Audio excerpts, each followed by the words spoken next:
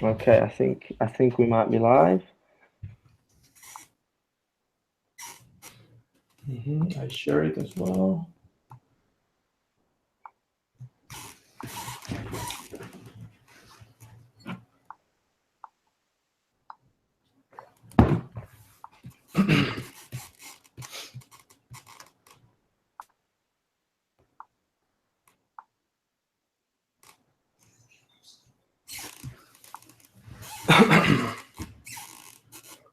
Okay.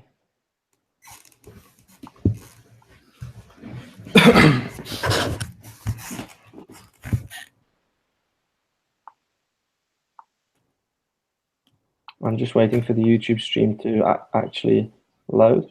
Good. Good.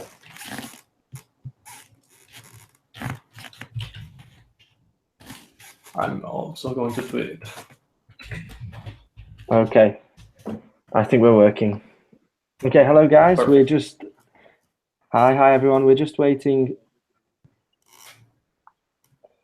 We're just waiting for a few more people to arrive, and then we'll be starting our interview with Nacho Yagüe.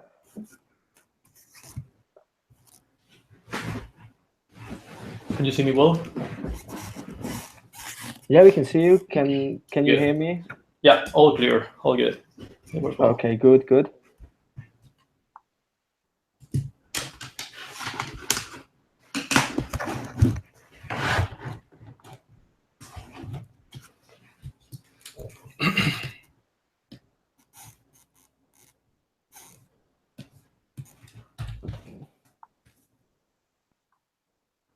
Okay, so we've got 13 people watching, so I think we can start. Well, you can start. Perfect. So, hello everyone. So, good evening to everyone, boys and girls. Welcome to another Artcore interview. We're absolutely delighted to host today a truly fantastic artist, Nacho Yagüe. We'll be spending some time tonight with Nacho, asking him about his career, life as an artist, as well as some of his concept pieces from Assassin's Creed Unity and Watch Dogs 2, which are some of just a couple of his major projects. We'll also be watching a small live demo later on from the artist, and we hope you enjoy the next hour to hour and a half approximately. Feel free to ask any questions in the chat room on the right of the stream, and I'll try my best to incorporate them when I can into the interview. Yes, so please. We'll start with our first question. So Nacho, what inspired you in the very first place to want to become an artist and then a concept artist, which has become?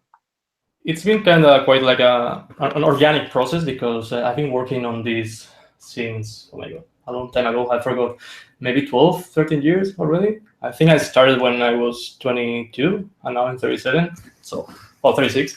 So it's been quite a long time ago. So by that time it was different. It's not like now that all this boom around concept art is pretty big now.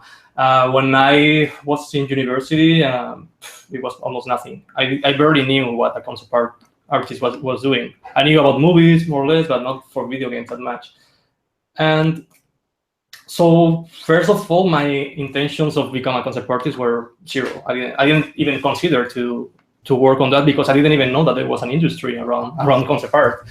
So I was working while I was in university. I was doing fine arts because I think I liked comic. I like illustration. So my dream was something around between that, like doing some kind of illustration for comics or books. Or I didn't know very well what to do, but that was like more or less my intention. But I also like graphic design a lot. So I ended working half that time while I was studying in the university. I ended up working for website company. They were doing logos and branding and all that kind of stuff. So I started like partial time as a designer. And then there was a guy that was working there that he loved a lot of video games. And by that time, I love video games as well, of course. So sometimes I was like doodling and doing some sketches. So he was seeing my art. And he was doing some 3D art as well. And he told me that by that time I was living in Spain, in Valencia. And he told me that in Mallorca, that it's a very small island in Spain, there was a small company called Tragnarium, and it was like one of the first video game developers in Spain that they started to doing some stuff. So he told me that why not to try to apply there and see if we were lucky and we could go to that island. So for me, my first thought was no, I don't even know what to do. I don't even know what a concept artist is doing, has to do. So after that, I started thinking about it, and I thought, why not? I mean, maybe it can be a nice career. It's I like video games, I like painting. I don't know too much about concept art, but why not? Maybe I can learn a new job.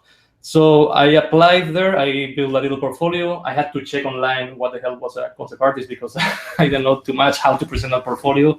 I couldn't find so much information. That's true. So I tried to do my best. I think I prepared like maybe 5-6 paintings. By the time trying to think what they wanted from a concept artist. So I did some kind of illustration-ish style paintings. I sent it to them and they liked it. So I moved to Mallorca. Back at the time, I was finishing my studies, my career in fine arts. So that was the first moment that I have to decide what should I do. If I should decline the offer and stay in Valencia and finish my university career, my degree, or move to Mallorca and start a new career that maybe could be good for me. So I decided the second one. Could I just ask you, we've got a question from the audience. What university did you study at? What, sorry? We've got a question from the audience. Which university did you study at? I studied fine arts in Valencia. It's a Polytechnic Fine Arts University in Valencia. I never finished it though. That's why I can't say that I studied there that much, because back in the time, that university was very. I learned a lot of stuff. It's true that now I realize that I got a very good foundation in anatomy and composition and color. Some things that back in the time I didn't think that they will be very useful for me, but now I realize that they were very useful. But they were very classic. So every time I was showing something related to comics or video games or illustration, they didn't like that much. So I felt a little bit trapped there. I didn't like what I was studying there. I just had to do a lot of classic painting and all that stuff that now I think it was very useful, but I didn't like it back in the time. So that's why I also decided to move to Mallorca and start working in video games, because I thought I wasn't learning that much back in the time. Now things are very different. Now I'm in contact with some people, and I know that in Spain or everywhere now, universities, they are considering concept art as something very important.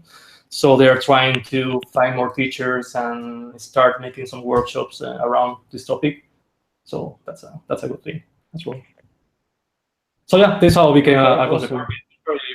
I didn't even think about it, but I didn't have any person or artist that I loved. I think the only one that I knew was Craig Mullins. It was the only big name in this kind of industry. So yes, I was following him, but I had no idea about what a concept art was doing in the industry. Okay, I understand. Was there a point where you thought, I'm ready, I'm good enough to be a concept artist?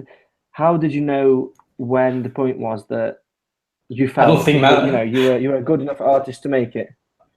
I don't think I'm a good artist right now. I think it was like a good luck, being in the right time and being in the right. I think now I have a lot of experience in what a video game is and how to work with a huge studio. But I don't consider myself a great artist. I mean, there are tons of way better artists out there with more experience or better taste than I have. But well, I started in a time that this thing wasn't that big. So when I started, I felt very, very unconfident about my own skills.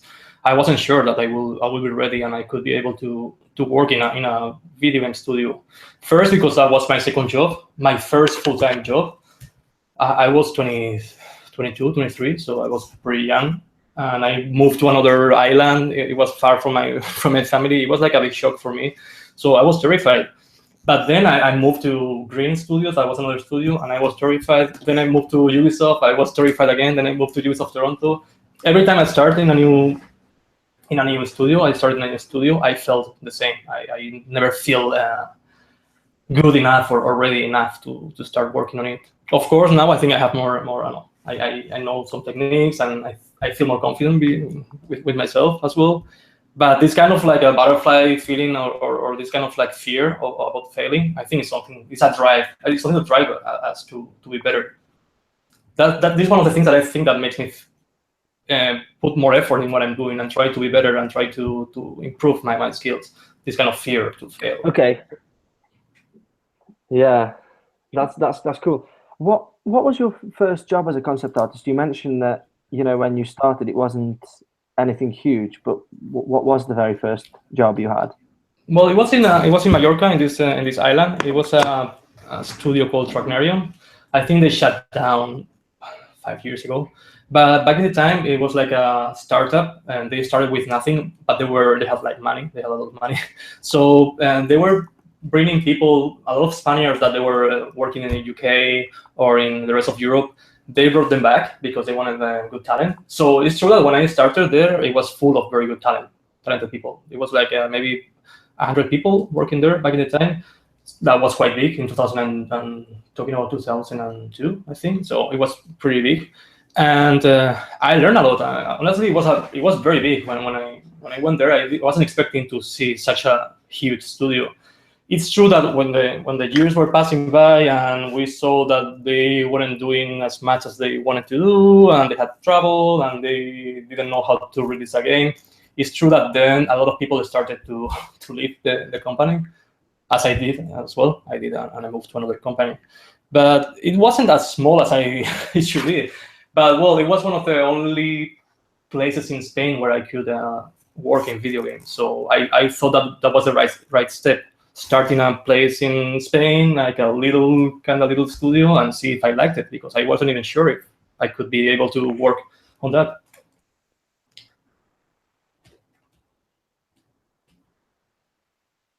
Okay, awesome. So, was there anything in particular along the way where you sort of built a piece of art, or you worked on a project, however big or small, that was a point which meant that you could progress your career?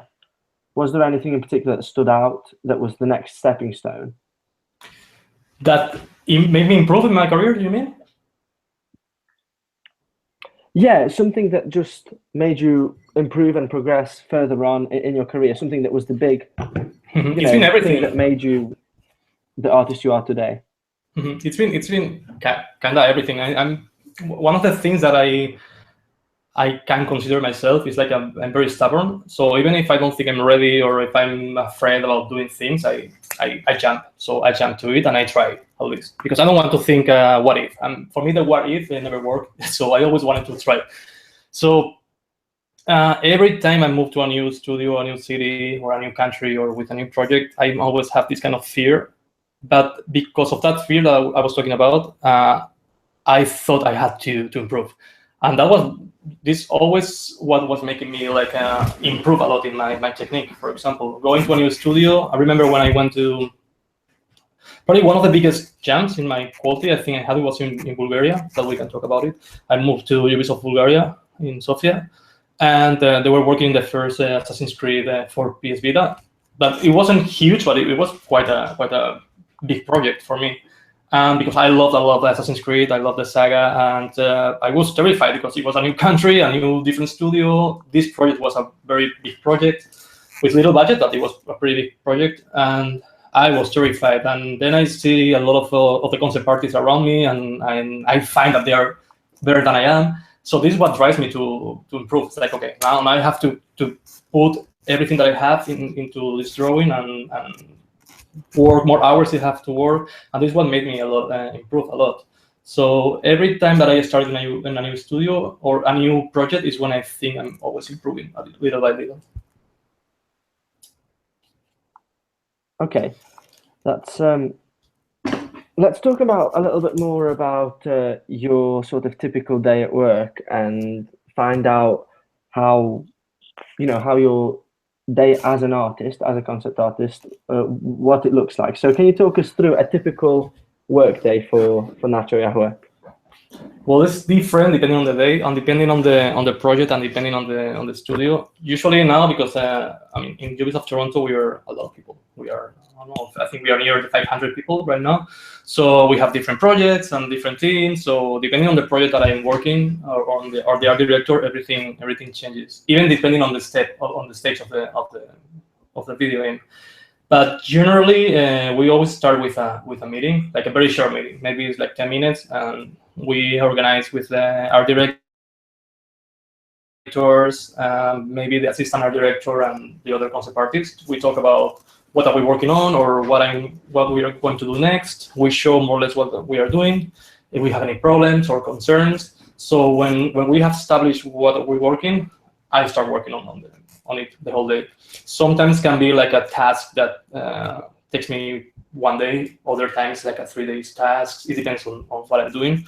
So, but it's pretty organic. I mean, we kind of micromanage very well. So we are always we work in a huge open space. So we always have the chance to go to someone's desk and talk about it, or the art director is coming, or I'm talking with other concept artists asking for feedback. It's very organic. So, and that's all. We don't do that much.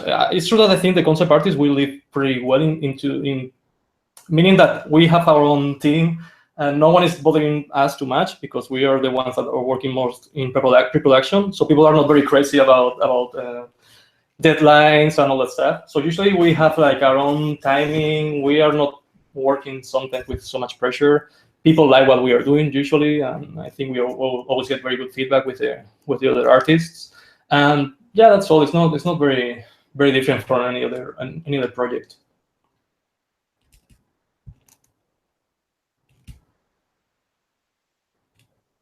Okay, I have a question with regards to the team. You mentioned you work with around 500 people in your studio. So what is it like working in such a large team? Do you enjoy it? Do you enjoy the teamwork? Yeah, well, I like it. Well, it's true that I mean, not everyone is working in the same project or in the same. We have like different floors as well, so not everyone is in the same room.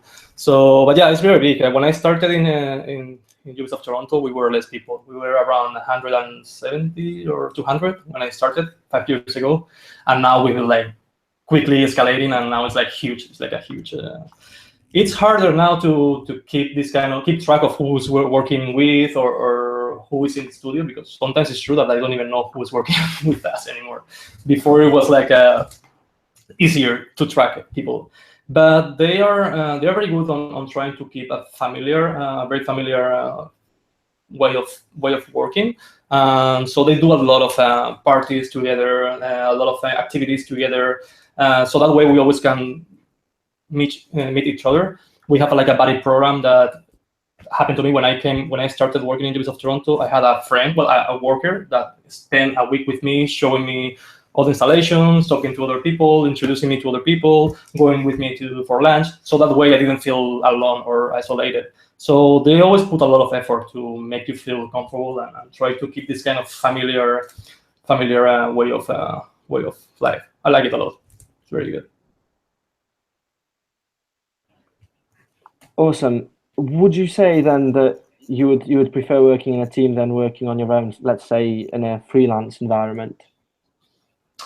It's hard because I never worked fully freelance. I just do sometimes some freelance little things here and there. Lately, I don't do that much because I don't have so much time anymore. But I can't tell you if it's better or not because I never work full freelance. For me, I consider myself a very social person. I love to talk. I love to go out. I like to make friends. I have a lot of friends that are from work. So for me, I really like to be surrounded by artists. I also like to, as I told you before, to see what other artists are doing and feeling motivated or feeling challenged by my other partners. So that's great for me. I go to work and I see all these awesome concept art pieces that my friends are doing there. And for me, it's like a something that makes me a challenge for me, something that makes me want to improve more. So we're always sharing the techniques or little things. For me, it's very fun to go to work and getting this kind of rich environment that makes me grow as a person. I think if I was working as a freelance at home, I don't think I will improve as much as I did it working in in a studio. But that's my personal opinion. I don't know. Maybe I have no idea. Maybe it's better working freelance. I will try sometimes. Maybe I'll let you know. Okay, cool. What is, in that case, you mentioned that you're a very social person, so is that your favorite part of the job, or what do you like most about your job? Well, I like a lot of things. First, is like being surrounded by professional people. I think that that's one of the biggest things that I have, that you are working with people that are amazing. They are very clever people. They're very professional. You can learn a lot from them, and also working in big projects. And the moment that we finish our game and we are checking the reviews and the critics and see people talking about your game, I think it's very exciting. It's like I mean, you've been working so hard for years into this little baby, and this is the moment that you just release it to the world and see how it's performing. So it's a very exciting moment for me. The moment that I started working in big games, it was like a very, very cool, very exciting. Okay, awesome. What is there anything, you know, when you started the job at Ubisoft, is there anything that was different than you expected? Is there anything that, you know, you imagined one way and then it was different when you arrived and when you started working? I think that I have, again, talking about fear, I think it will be like more scary. I don't know how to explain. I think it will be like by that time I didn't speak English very well.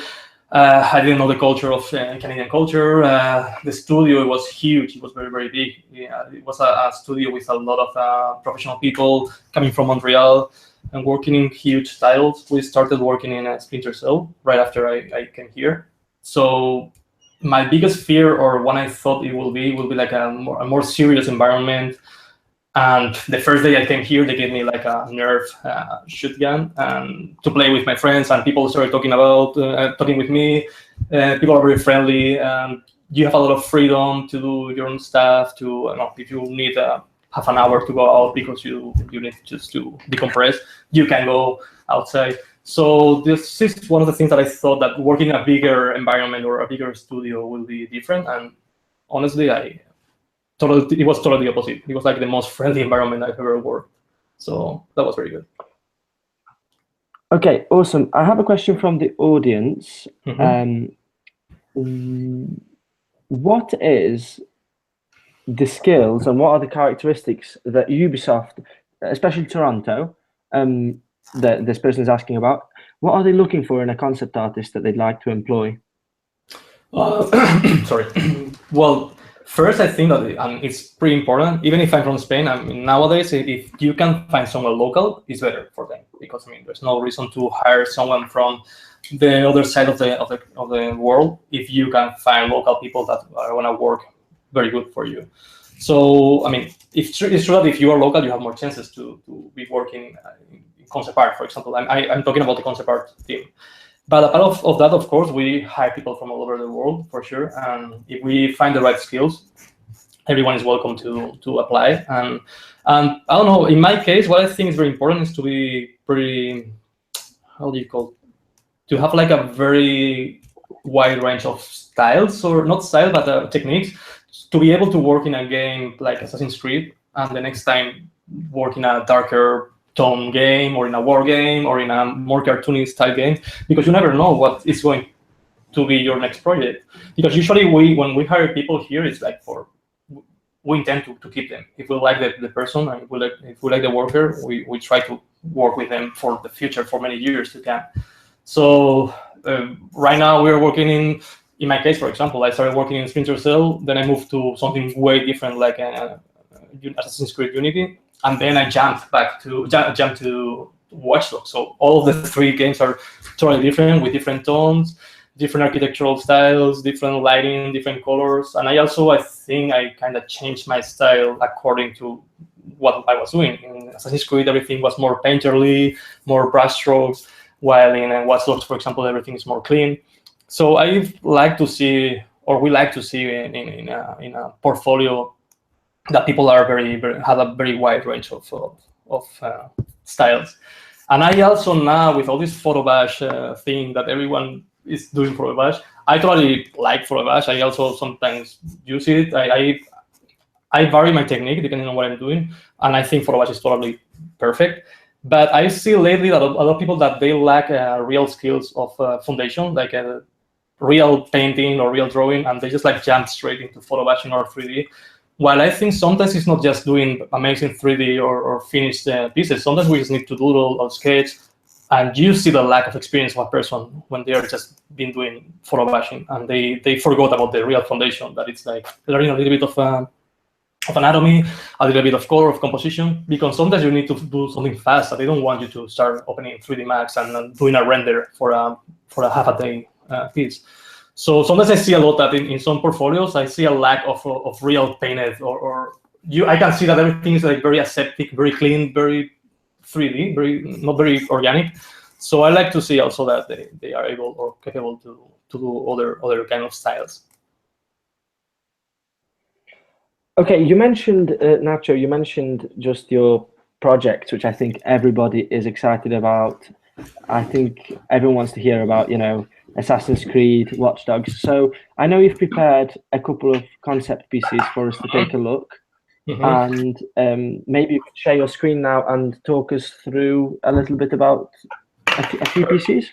Perfect. I'm going to see what we have. I'm going to open my ArtStation website because I have everything there. I don't think it's necessary to do anything more crazy. Let me check. Are you guys seeing my screen? Yes, so we can see your ArtStation now. Okay, perfect. I got this one because it's the easiest way to find everything that I have. I have my personal website as well, but it's not very updated right now, so I prefer to be working on showing this. As I told you, I'm going to show you some of the stuff. Here I have stuff from Assassin's Creed Liberation. I have stuff from Splinter Cell, but these two, I think I'm not going to show them because we don't have so much time. Maybe, I can show one of Splinter Cell to be very, very quick and explain little things about how I changed my style in different projects. Splinter Cell was the key of the art direction. It's to play with shadow and light. So mostly all the concept art that I did here was very dark. It was very fun because working with dark, it's always very, very fun, but also very challenging because everything tends to be bluish or dark. So it's very hard to find a nice variety in colors when you are just working in dark scenes. So 1 second, sorry. For me, that was the first, when you were talking about challenges or improving, for me, was one of the first challenges that I had to deal with here was like working with very, very dark concept art pieces. So I played a lot with lights. I learned a lot how light affects in different areas or in different surfaces. So it was pretty interesting. And then I jumped to what I'm doing here. Sorry. Then I jumped to Assassin's Creed. That was totally the opposite. Actually, this is like this is not from Assassin's Creed. Oh, what's going on? This is not from Assassin's Creed. This is a personal piece that I did. Once I knew that my next project would be Assassin's Creed, I was, as I told you before, I was terrified about I don't know. I never worked in such a rich art direction. Everything is like gold, a lot of art, a lot of palaces. So I wanted to prove myself and see how my style could fit with a game tone. So I did this concept art piece. This was for a tutorial for 3 total for a book. And they asked me to do like a tutorial, and I thought, okay, by the time I do the tutorial, I also want to learn a little bit about that period of Paris, and I want to learn. I like to try my techniques and see how I work. So that's why I did this concept art piece. Some people think that it's from Assassin's Creed, but no, that one is just personal. And then I moved to Assassin's Creed. Well, I'm gonna be very fast. The biggest difference about the game was the light. And in this case, they wanted a very bright game, a lot of very colorful and bright game. The engine was pretty powerful. I don't know if you have played, and visually it's very powerful. It's very beautiful. We could play a lot with new shaders, and the light, it was very, very intense. So that was my goal as well. It was to try to get rid of this kind of darkness that I had in Splinter Cell, and I tried to make something more vibrant, more more clear. With the consequences that it's very hard. I found that it was so hard because you need to put a lot of stuff in the stage, and there's so many elements that you can hide because everything is like exposed with light. So it was kind of challenging for me, but I learned a lot. Also, you have to learn a lot of architecture because I have no idea about how. I mean, I always loved art and the story of art, but even though, I mean, you need to learn a lot how to be accurate with the period, because one thing that we do very well in Ubisoft is true is that we study a lot about the period and about the topic. I remember that the art director told me before starting the project, we were all talking about, wow, how we are going to make it. I mean, how we are going to deal with such a big project. And he said, well, by the time we finish the project, I'm sure that all of us, we are going to be experts in this period of time in Paris. And it's true, somehow you learn a lot about the French Revolution, and I don't know, it was very, very challenging, but very interesting at the same time. So here, like my personal goal that I established for myself in these pieces was to, what I told you before, try to be more precise with light and try to play a lot with it and find very interesting, powerful compositions, contrasting very well light and shadow. So this is one example that I think worked pretty well with that. And Nacho, could you tell us, I have a question here from the audience, could you tell us what, for one of those pieces, for example, what the average processing time is for you to create a concept piece like that, like this, and this detailed? This is a $1 million question, so it's very different because, for example, with this one, I spent 1 hour, maybe because it's very, you see, it's just like sketch, all brushwork. And for this one, for example, this one, because also depends on the iterations of the art director. This goes through a lot of iterations and processes. So maybe I spent 3 days on this one. Well, 3 days, three working days, basically like 8 hours per day or something like that. I suppose around 3 days, 2 days, 4 days. I tried not to get more than 4 days in a piece, but sometimes happens. Sometimes it's very complex, and this one also took me quite a lot. I think like 2 days, 3 days as well. It depends on the complexity or how clear the idea is. Or, for example, this one, it's I'm gonna show you which one I want to show you. Let's see if I find it. This one is darker, so I think it's easier to blend things. So it took me less time. Probably this one was done in less than 2 days. Even if the angle, the point of view is pretty complex. What I did on this one, I did like a little SketchUp, pretty basic SketchUp, just with some kind of cubes. And I didn't even put any figure or whatever. I just put like a round circle here, some boxes pretending to be the stairs, some boxes pretending to be the houses, and then I try to find a nice angle, and then I paint it over it. So it depends about what I'm doing and what are the requirements for the painting. On this one that I hated, personally, I don't like this one, but because it took me forever, because we had to do a demo for day 3, and it was very hard because we didn't have so much time. The engine was still in development, and all the props were still in development. So we had to build this interior in quite a short time. I think it was in a couple of weeks. So it was very challenging because I didn't have so much time. We went through a lot of iterations, and this one took me quite a lot. Even if it's more simple, we changed the light a lot of times. So maybe I spent maybe a week back and forth with our director trying to find the correct lighting and the correct setting. So it depends. One of the things that I wanted to talk about, this is the only one, probably the last one that I will talk about, Assassin's Creed, is like I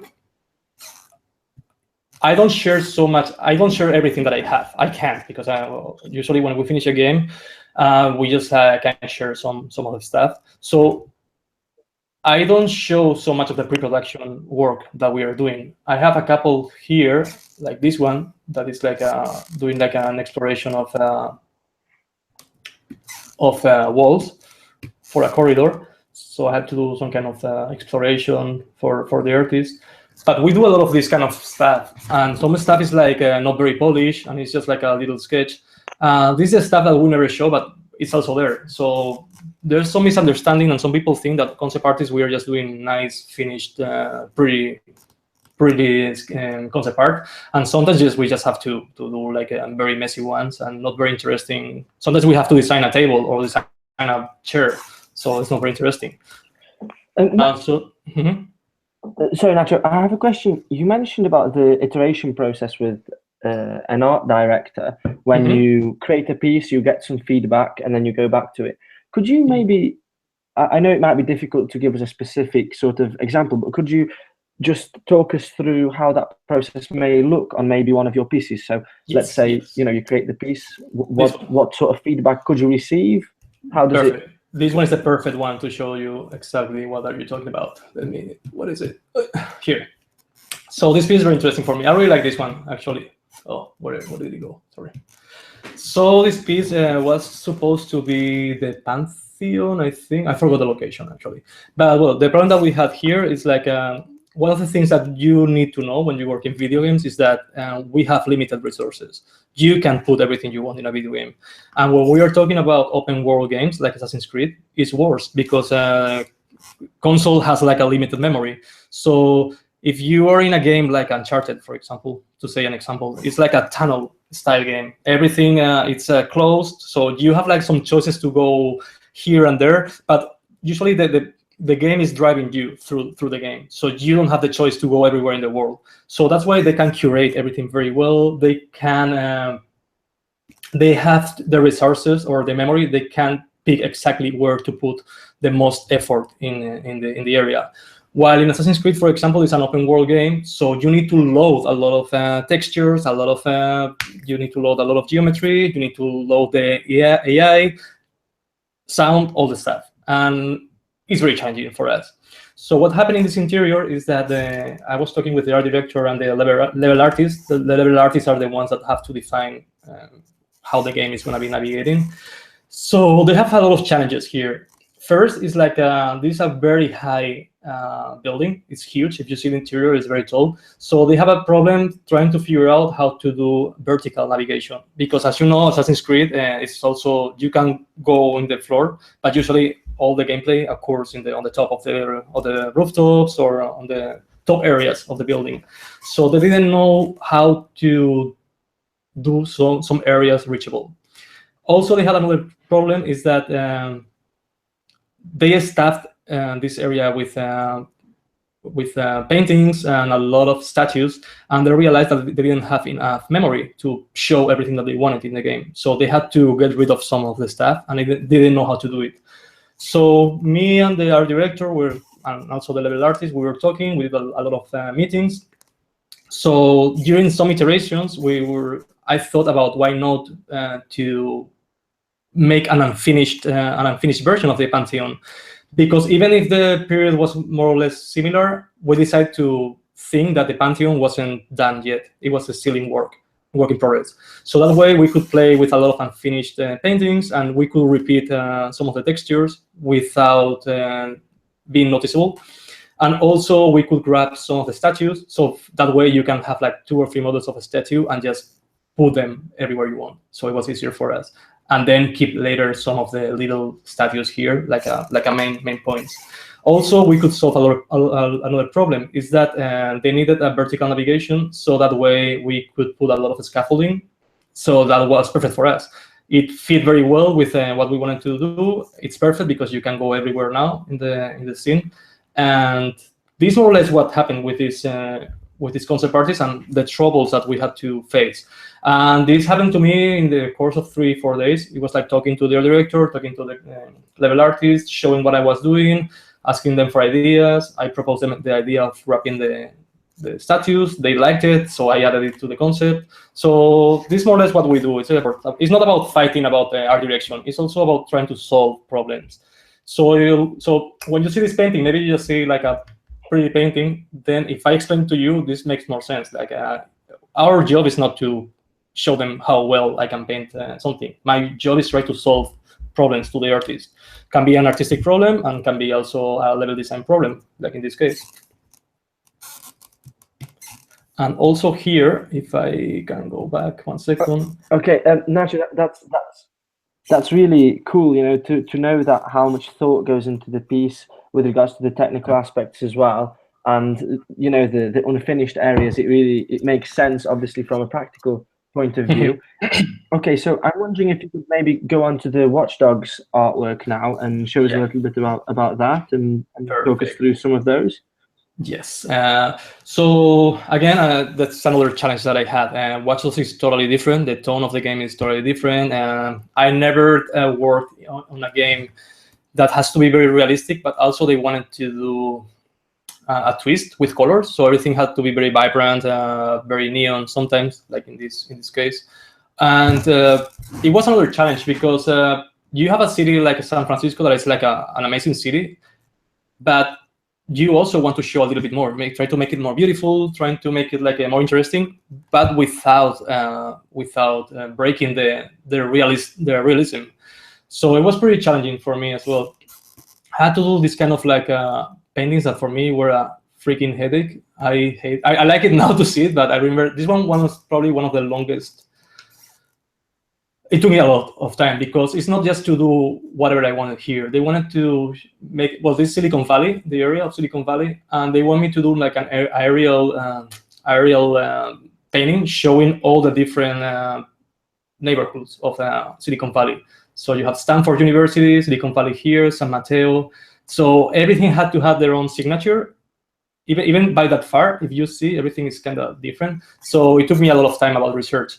This is something that sometimes we don't talk about it as well. Sometimes I spend more time doing research than actually painting.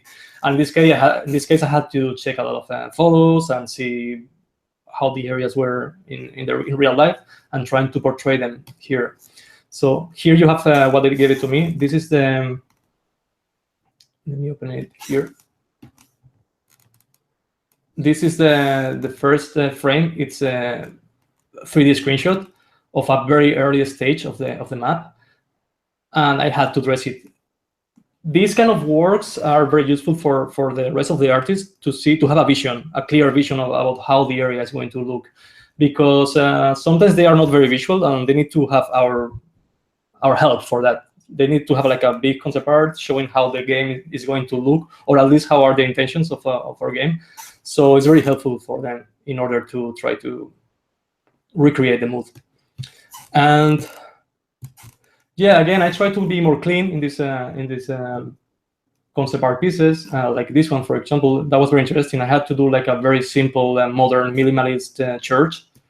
It was something similar to Scientology, and I had a blast here because I never, if I'm at home trying to do some kind of concept art, I don't think I will never think about doing such a simple idea. But I had a lot of time, a lot of fun, and also I spent some time checking some references, see how modern architecture is, and I don't know, it was very interesting. This is the same church, but outside. If you see it, this is the same. Nacho, I have a question. You've mentioned this church. I have a question with regards to this. Mm-hmm. How you receive the instructions from the art director to create a piece? What sort of detail do you receive in your assignment? So do you literally get asked to create a modern church, or do you get more details? What is it usually like? In this case, yeah, it was very clear that the art director wanted something very clean.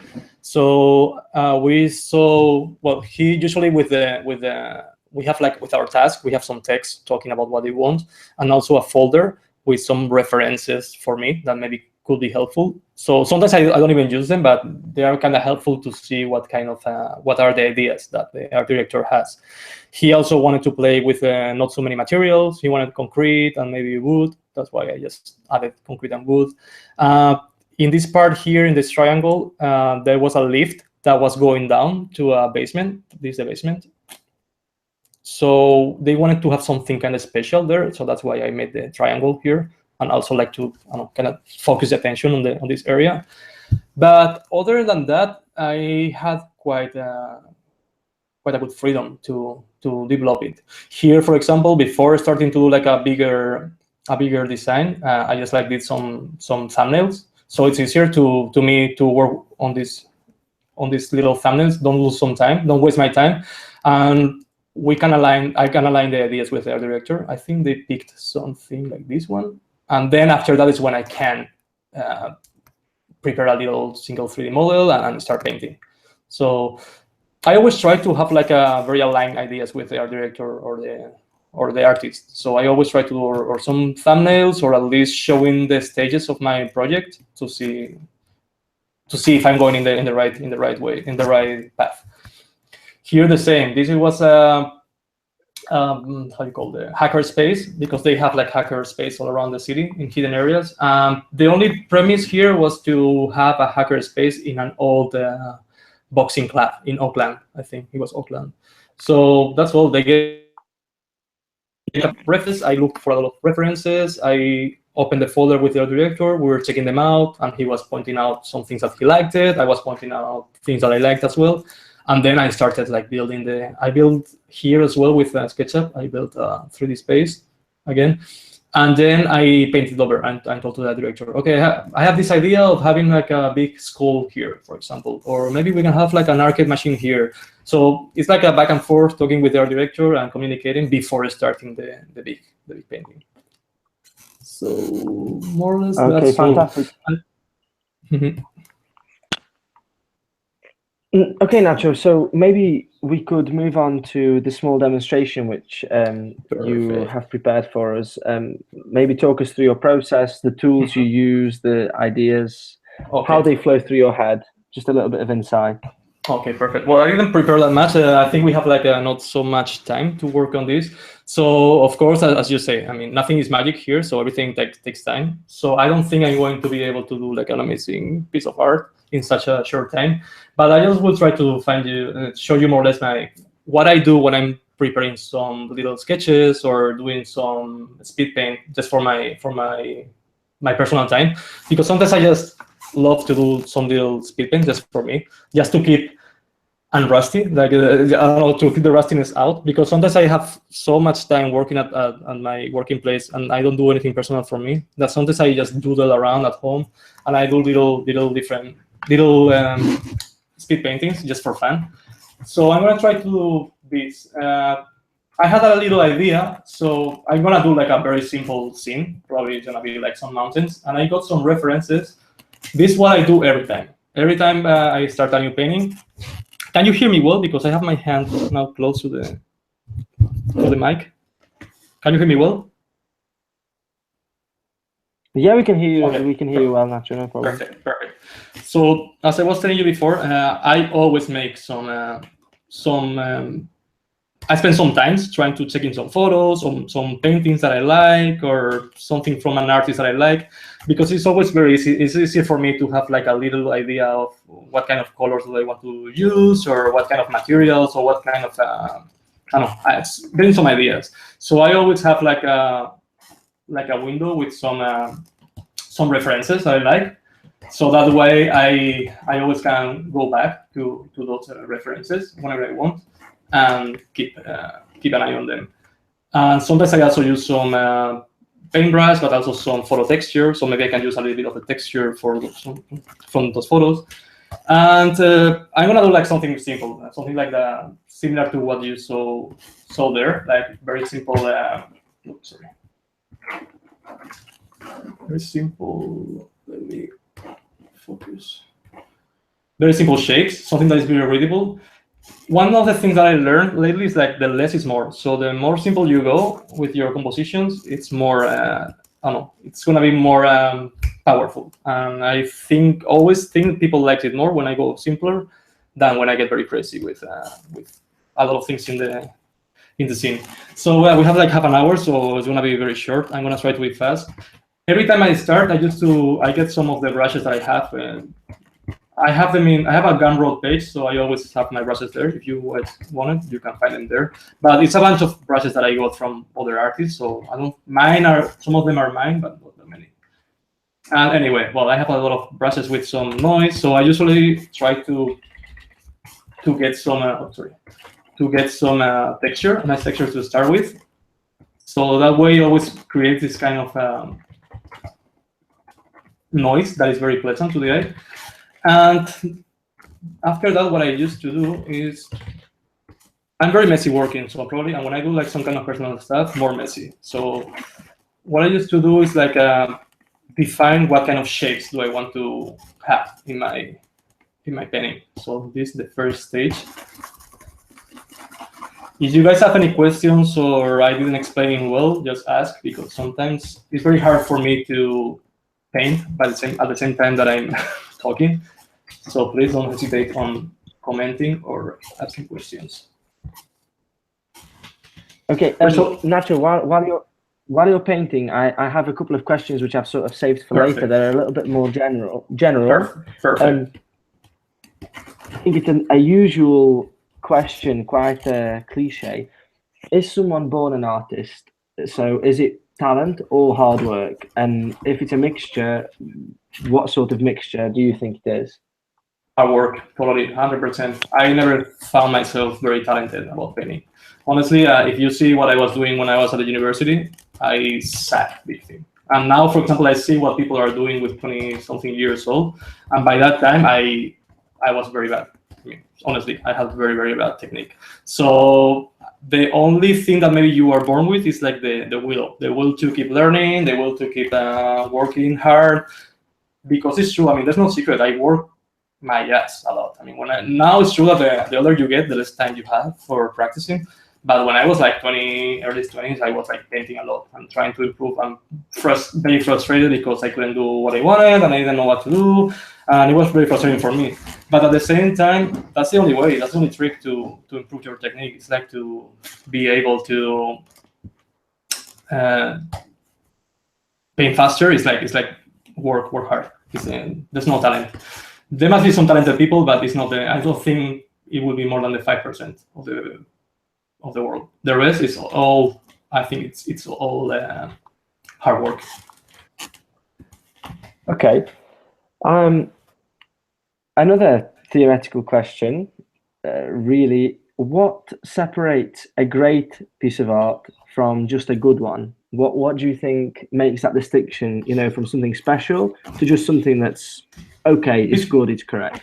This is one of the things that I didn't talk about it because I didn't have time, but I find that sometimes, not in all the cases, but storytelling has a very, very huge impact on the image. If there's some story, even if it's a little thing that you add in the painting, it's always going to catch the attention, catch the eye to the person that is the viewer.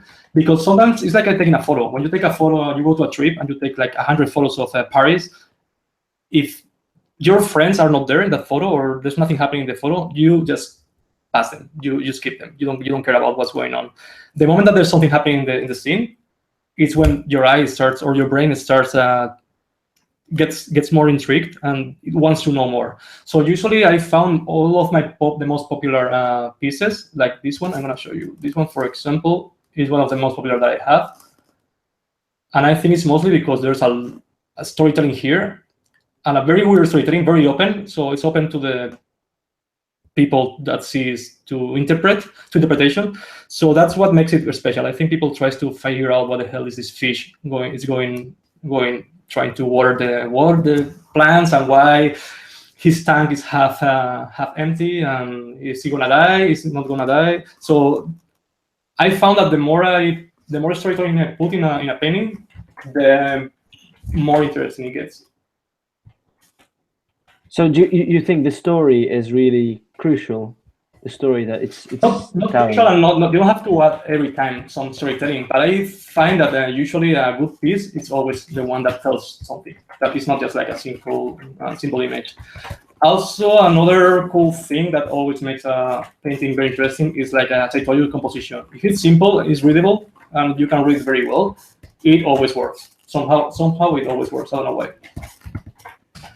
Well, I want to explain what I'm doing here. I'm just doing random. I'm getting random texture brushes, and I'm trying to add a little bit of noise. And I'm trying to set the lighting intentions already. This is one of the things that I want to do always in early stages. It's like trying to set up and see where the light is coming from, and try to set a. The color can change a little bit, but if the light is correct, the values are correct, the image is going to be very readable. Even now that it's very simple, of course. I mean, there's nothing, but if you turn the image in black and white, everything can be readable. And this thing won't change that much in the final image. if you see the thumbnail now and at the end, probably it won't change that much, even if it's a richer image. This is one of the things that you need to establish before, and don't change it if you are happy with what you have, keep it and don't change it. And if you're not happy with what you have now, try to change it now before it's too late. Because later it's going to be harder to change the lighting or change the composition. So first, try to be happy with your composition, and then move to another part. Sometimes I'm going to try to explain a lot of techniques that I use. That's why it's probably going to be a very messy painting, but I just want to show you little things that I do. Sometimes I keep just pure painting, but other times I try to add some photo texture. Usually for the sky. I don't use the full texture, but I like to add some clouds that will help me later to paint over. So sometimes what I do is like I find a sky that I like. It's giving me a very nice color information, and then once I have like this, I just can keep painting over. So I won't use the photo, but the photo is giving me now enough information to keep painting and adding nice colors, as you can see.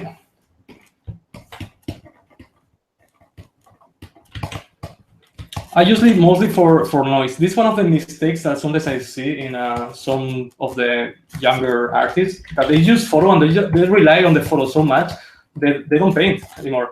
Just like put a couple of photos and that's all. So I mean, the photo, if you use some photo, it's just for helping you a little bit on defining designs and on things like that, but not to rely on the photo itself. Because if you want a photo, I mean, why not just to show a photo instead of doing a painting of it?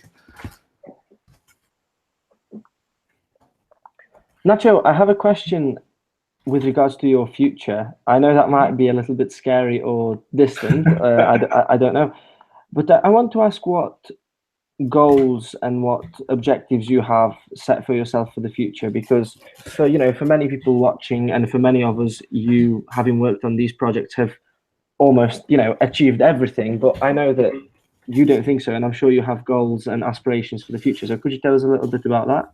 I don't know. Well, right now it's true that my as you said, I have my motto was like to work in big games. Now I think that's done, so I like that a lot.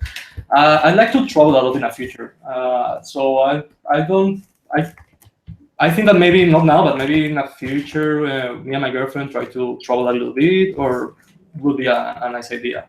Good thing, for example, if with Ubisoft I can work in other studios, so that's perfect. That's what I've been doing. I was working in Barcelona, then I moved to Bulgaria, then I moved to Toronto. So this is one of the things that I really think that make my life more funnier and make me realize about how cool life is traveling. Every time I travel, it's like I learn a lot, even professionally and also personally.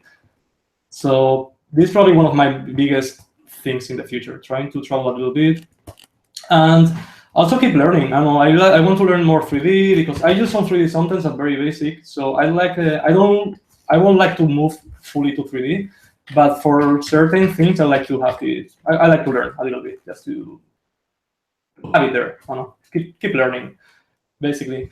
But I'm not a person that thinks in the future that much. I think the opportunities come when you don't expect. So this is what I try to do. I try to see what happens next. Okay, that was great. So, with regards to that question, I suppose, is there a dream job that you have, or are you happy at Ubisoft? Are you not thinking of changing jobs anytime soon, or is there a dream sort of project that you would like to work on? I'd like to work in my own project, like maybe get some people from work on Ubisoft and try to work in a small project, but more curated with more freedom. Because you know what happens, the bigger the project is, the less freedom you have. So because sometimes, I mean, there are like very well-established brands and you don't have all the freedom that you want. So maybe try to have the opportunity to work in a little tiny project and then try to have more freedom and see if we can sell it to Ubisoft. That would be a very, very cool project for the future. I think I would like to do that. And also I like graphic design, so it's something that I always want to add more in my paintings. So in a future, I would like to also try to work more on this, on a little bit of graphic design, and because this is what I was doing before. So try to reintroduce that in my paintings, doing something between paint, art, and graphic design as well. As you can see here, I want to talk a little bit. I always jump to the sky because I think it's the most important part of the in this kind of open environments. This is one of the things. The sky is the one that is going to define the global light. So on the overall tone of the painting. So I want to. That's why I jump right away to the sky, because I wanted to find something that I'm happy with, so that way I can move to other details. If you see again, I changing.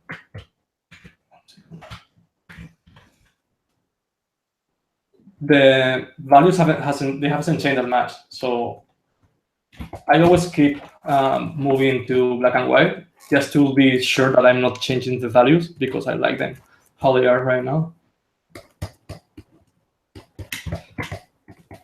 And also sometimes when I'm sketching, do this kind of like simple sketches, and if these are organic stuff, I always have some of these shapes. I think some of them are from Spark and others are from, I don't even remember anymore. But well, you can find them online or you can make your own. It's very, very easy to make them. And sometimes to add some texture, if I don't want to use photo, it's very cool to have like to get like nice textures. What I do is like I get one of those shapes, I move them as much as I want, and then I select it and paint over it with a brush with some texture. Then let me see if it works. Sometimes it doesn't work, but I'm gonna try to. Where is it? My brush. Again, I need to clean my brushes. I have so many that I never use, and I always say that I'm going to do one day a cleaning, but I never do it. I'm very messy. I'm the worst. Well, when I have to explain sometimes my process is so messy and organic that sometimes I don't even know how to start. Yeah, this way, you see, you are getting very nice little textures, and I start playing with it.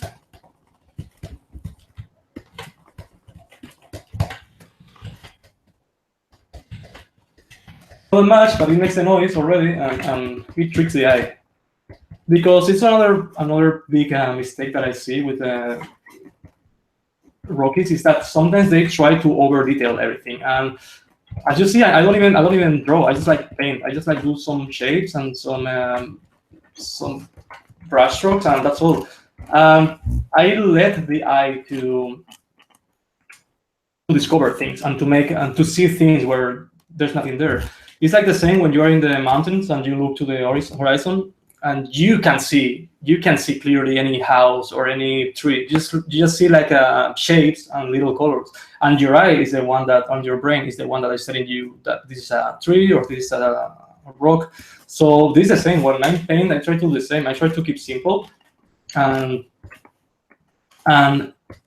be very careful with my brush strokes, and sometimes less is more.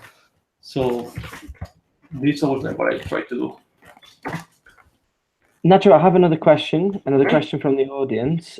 Do you know approximately how many people apply for the concept artist position in Ubisoft Toronto? Because no idea. Actually, once I shared one open position, and I got quite a lot of people sending me an email with that, but I have no idea. Probably a lot, because it's something that, I mean, Ubisoft Toronto is quite big now, and people know that we are working in pretty cool games, but probably a lot. But I have no idea, honestly. But even though, I mean, it's always a good time to. What I want to say that we are always hiring, so this I will think at least. Ubisoft is continuously growing, so it's always cool to apply. Even if you don't see the position, just apply, because maybe they can consider themselves, or send me an email if you see that you think that you are good enough to be in a studio like Ubisoft, send me your portfolio and talk to me a little bit. If I like it, maybe I can recommend you, or I don't know. You can never see. Maybe we can discover. I mean, they always I always want to discover new talents and people that are capable to work with us. So that's perfect. Thank you very much for that, Nacho. I'm sure that's a great offer that many Artcore members would absolutely love to take you up on. So I hope you don't get too many emails tonight or tomorrow morning. Yeah. Well, also you need to be. You need to know yourself, and you need to know that you are capable. And the other day, not long time ago, I got an email from a dude that wanted to apply, and he just had one painting. Like, no, just prepare one painting. So I just want you to see if you like it. I didn't even open it because I mean, you can't apply to for a position on a video game, on a major video game company with just one painting. Even if it's amazing, we need to see more. I mean, it's not like a. And so also you need to know what are your skills, if you are good enough, and if you feel that you are capable to do the style that we are doing. Also, some people are showing me like dragons and things like that, when Ubisoft, for the moment, is not like what they are doing. Maybe in the future we are going to do a dragon game, but try to curate a little bit your portfolio and try to do something that is going to be likable for our style. So you're saying that consistency is also important rather than just the one-off. Well, I don't know, but if you love to do zombies or something, probably I don't know. Maybe we're gonna do a zombie game in the future, but usually it's like probably there are other companies that are more into this kind of games. You know what I mean? It's not like I like to see all kind of paintings, but you also need to know who are you applying for. I was doing that when I was applying to other studios. I was kind of studying, seeing what kind of games do they do or what kind of taste do they have, and I was trying to do my portfolio, showing things that they would probably like. If not, there's no point on showing things that probably they won't even like. You know what I mean? It's like trying to study who are you applying for, and the more you know from the studio you want to apply, the better. Okay. So also, we look a lot with people. I mean, it's easier if you have experience in video games. It's easier to hire, of course. Like in every job. I mean, of course, it's very hard if to hire a person from London or from Germany if they've never had an experience in video games, because who is gonna try to? I don't know. You don't want to. You have like a lot of students here, for example, that they are willing to get a job in the industry. So if they are from Canada, probably it's easier. But if you are living in another country, we need to send you here, and you don't have any experience, and it's hard. It's harder. It's not impossible, but it's hard, of course. In my case, for example, what I did, that a lot of people ask me, I mean, I did like baby steps. I started in a small company. I got experience. I got also confidence in myself, because these are very big studios with a lot of people, with a lot of things that you need to know in the industry. And I don't know, I think if I could go to this studio when I was like 22, probably I would be overwhelmed. I don't think I would be ready enough to work in such big projects or with all these people. So you also need to, I don't know, if there's nothing bad on starting working in small studios. I work in small studios. I've been doing games like fitness games before as well. And then little by little, when I considered that I had enough resources, I started applying to bigger studios or to bigger companies. So some people also, I saw this a lot in young people, that they just want to jump into the big industry in seconds without experience. I don't know, everything takes time. Sometimes you don't need to jump. You can do it, maybe that would be perfect, but it's very hard that you are going to start working for Square Enix or any other video games company right away. You come from the university. Of course, I have another question actually related to education, university, and school. Someone from the audience, Michael, is asking. He's 16 years old and still at school, and he doesn't have the time to do, the things that he enjoys, which I presume he's referring to making art. So when you were younger and you were getting into art, how did you handle balancing your workload and being able to practice art and do what you enjoy. And yeah, it's very hard. It's very, very hard. But trust me, if you think that now with 16 you don't have time, imagine when you were 37 that I am now. Now, when I look back on the time that I thought I was thinking the same, that I didn't have enough time. Now thinking about it, man, that was the best time in my life. I had, even if I thought I was busy, I had the most time, free time. Trust me, that time is something that gets worse when you when you get older. So, but what I was doing, I remember to go out, because I always, as I told you before, I love to go out with my friends. I've never been a person that loved to be at home just painting. So I was going out, and you know that in Spain we go out till very, very late. And sometimes I was going out till 3, 4 in the morning, and then I was going to my house and start painting till 6 or 7 in the morning. By that time, I thought that sleep wasn't something very important, so I didn't care too much. And I was like working my ass. Even if I was going out and partying, I was also trying to paint, and every time that I could. So try to find time, or try to find, what I do now that I don't have so much time, if I have some projects, I try to apply some of the stuff that I want to learn in those projects. It's what I told you with this palettes that I did for 3D Total. When I knew that I was about to work with Assassin's Creed, I didn't have time to practice so much in this kind of style, because I have this tutorial for that book that I have to do. But I thought, okay, why I don't propose to do a topic that is similar to Assassin's Creed, so that way I can kill two birds with the same stone. I can learn a little bit, I can practice, and also I can do my freelance. So try also to, I don't know, if you're in the school, if you are studying art, maybe try to propose your teacher about doing like some studies from concept art that you like, or try to propose a topic that interests you and will make you grow as an artist.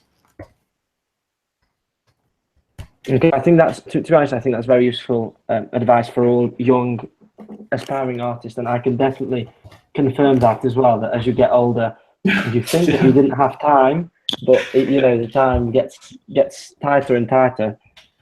Yeah, it's hard. Sometimes I that frustrates me a lot, because I see sometimes I like to learn more stuff, like 3D, as I told you before, and man, it's impossible, because you work 8 hours per day, and I have my girlfriend, you have your errands, you have to pay stuff, you have to cook, you have to clean your house, and there's not so much time left for the stuff that you want.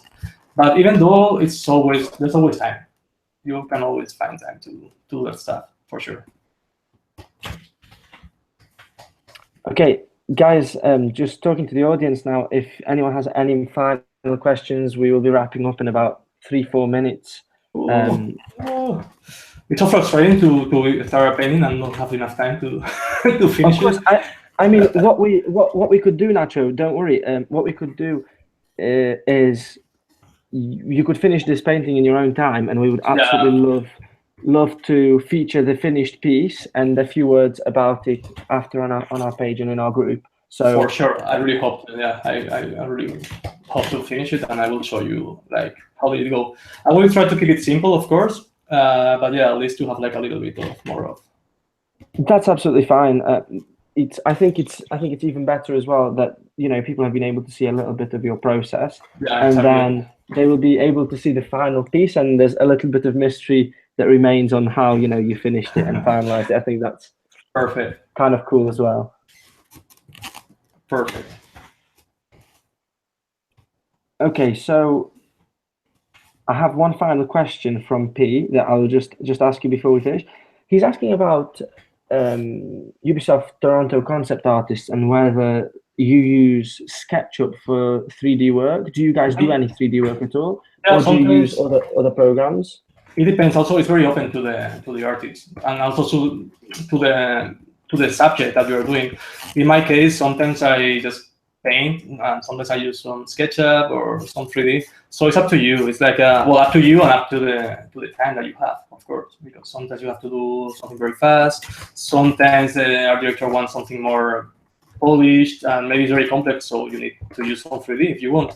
It's very open to the task or whatever you want to do. So it's more personal than any other thing. Here at the studio, everyone has a different approach. Some people do more 3D, other people do more pure painting. it's up to you. Okay, awesome. Okay, so if you don't mind, we will await patiently for your finished piece, and I will start wrapping up. Perfect. Okay, well, thank you very much, everybody, for watching our stream tonight. It's been an absolute pleasure to have you all here, and thank you for your contributions with the questions as well. But most of all, it's been fantastic to host you, Nacho. It's been a real honor. Oh, my pleasure. I had a blast talking to you guys. Thank you for coming as well. On behalf of Artcore, I think on behalf of everybody, I would like to thank you for your time, for dedicating your time to us. And I'm sure that everyone will agree that, you know, your demo and your talk was really inspirational for aspiring artists and very informative. Yeah. So thank you very much. And to everyone who's listening, just a little bit of information. Don't forget to subscribe to our channel, check out our Facebook page and group, and stay tuned for new content, especially the next episode of our Draw 4 interview series, which will be available tomorrow. And we will let you know as soon as this piece is finished from Nacho. So thank you very much and good night. My pleasure. Thanks for having me here.